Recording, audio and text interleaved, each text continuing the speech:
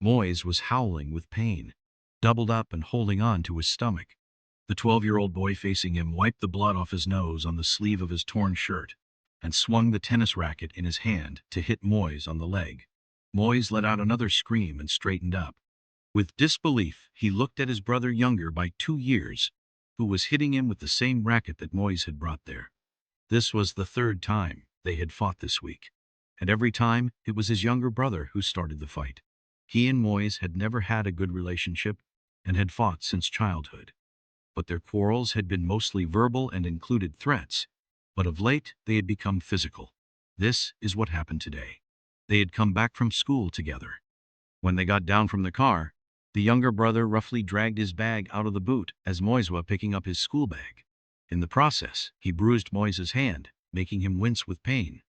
"Have you gone blind?" Moise cried out as his brother walked off nonchalantly.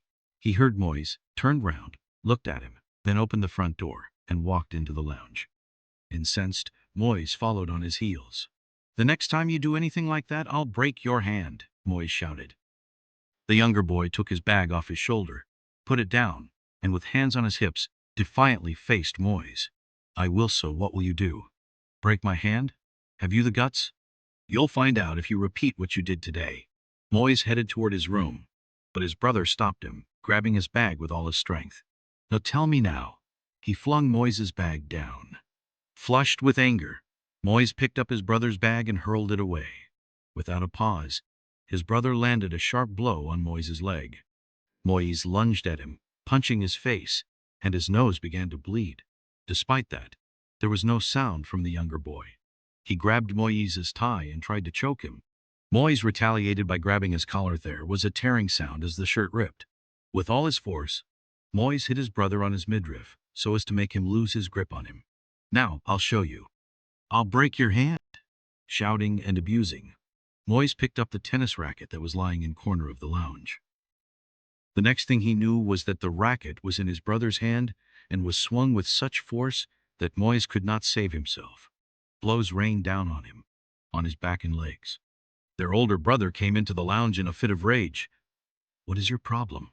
You create an upheaval as soon as you get home." At the sound of his voice, the younger brother first lowered, and then raised the racket again. "And aren't you ashamed of yourself for raising your hand at your older brother?" The eldest brother looked at the hand holding the racket.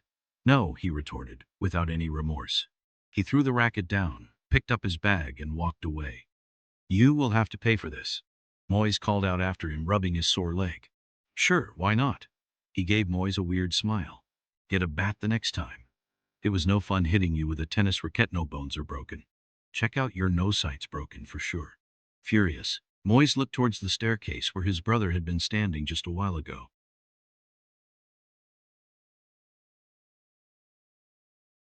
For the fourth time, Mrs. Samantha Richards stared at the boy sitting on the first chair in the second row by the window. With complete disregard for the class, he was busy staring out of the window. From time to time he would look at Mrs. Richards, and then turn back to the view from the window.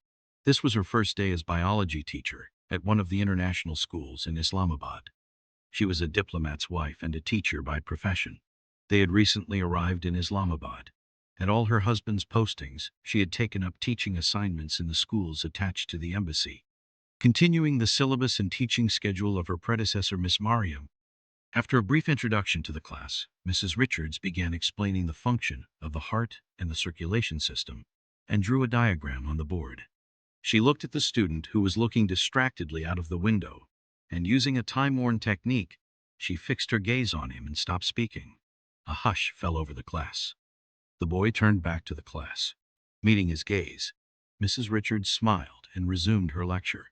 For a while she continued to keep her gaze on the boy, who was now busy writing in his notebook. Then she turned her attention to the class. She believed the boy was embarrassed enough not to let his attention wander, but just a couple of minutes later she found him looking out of the window again. Once more she stopped her lecture, and he turned to look at her. This time she did not smile. She continued addressing the class. As she turned to the writing board, the student again turned to the window. A look of annoyance crossed her face, and as she fell silent again, the boy looked at her with a frown, and looked away beyond the window.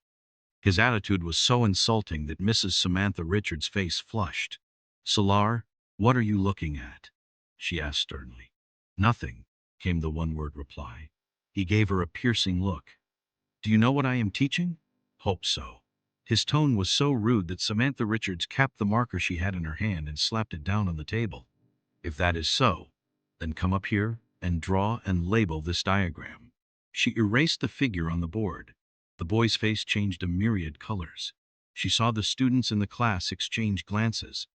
The boy stared coldly at Samantha Richards. As she cleaned the last trace of her diagram from the board, he left his seat. Moving swiftly, he picked up the marker from the table, and with lightning speed in exactly 2 minutes and 57 seconds he had drawn and labeled the diagram. Replacing the cap on the marker, he slapped it down on the table just as Mrs. Richards had done, and without looking at her, returned to his seat. Mrs. Richards did not see him tossing down the marker or walking back to his seat. She was looking in disbelief at the diagram which had taken her 10 minutes to make and which he had completed in less than 3 minutes. It was far better than her work. She could not find even a minor flaw in it. Somewhat embarrassed, she turned to look at the boy. Once again he was looking out of the window.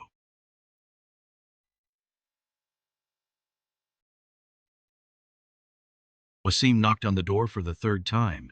This time he could hear Imama inside. Who is it? Imama, it's me. Open the door, said Wasim, standing back. There was silence on the other side. A little later, the lock clicked, and Wasim turned the doorknob to enter. Imama moved towards her bed, with her back to Wasim. What brings you here at this time? Why did you turn in so early? It's only 10 now, replied Wasim as he walked in. I was sleepy. She sat down on the bed. Wasim was alarmed to see her. Have you been crying? It was a spontaneous remark. Imama's eyes were red and swollen and she was trying to look away. No, I wasn't crying. Just a bad headache. She tried to smile. Wasim, sitting down beside her, held her hand, trying to check her temperature. Any fever? He asked with some concern. Then he let go of her hand. You don't have fever. Perhaps you should take a tablet for your headache. I have. Good. Go to sleep then. I had come to talk to you, but you're in no state. Wasim turned to leave the room. Imama made no effort to stop him.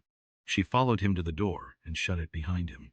Flinging herself on the bed, she buried her face in the pillow. She was sobbing again.